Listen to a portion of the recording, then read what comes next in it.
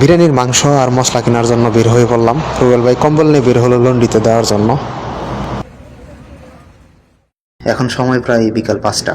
তো লন্ডি কম্বল দিয়া কম্বল লন্ডিতে দিয়া মাংসের দোকানে যেতেছি।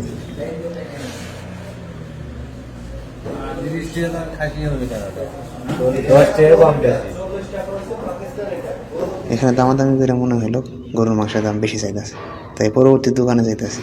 উট, গরু, ছাগল, দুম্বা, খাসি সবই দেখা যায়। বিড়াল আছে নাকি? বিড়ালও আছে কিনা সঠিক জানি না ভাই, আমার তো মনে হয় বিড়ালও আছে। এখানে আসার পরে দেখি আগের দোকানের মতো সেম প্রাইস। ফ্রিজ থেকে টাটকা গরু মাংস বাইর করে আনলো, তাই 2 কেজি দিতে বললাম।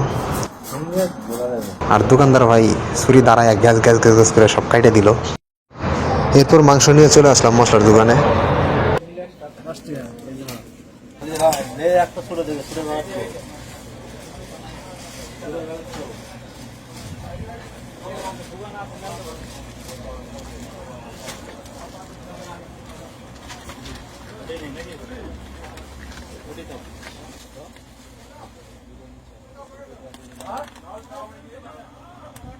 চিনি করে নেবেন নাকি?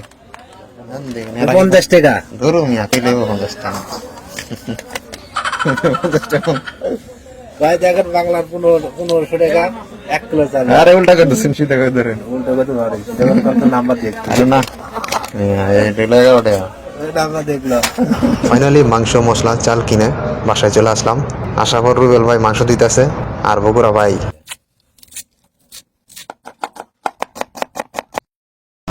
পেঁয়াজ রসুন মরিচ আদা সব একসাথে ব্লেন্ডারে দিল জুস বানানোর জন্য। জুসটা ঢেলে দিল পাতিলে। এরপরে দারচিনি হলুদ সস মরিচ লবণ তেল আর যত সব মশলা লাগে সবগুলা দিয়া শুরু করলো যুদ্ধ। এ যুদ্ধ দেখে আমার আলসেমি পায়ে গেছিল, এজন্য আর ভিডিও করি নাই।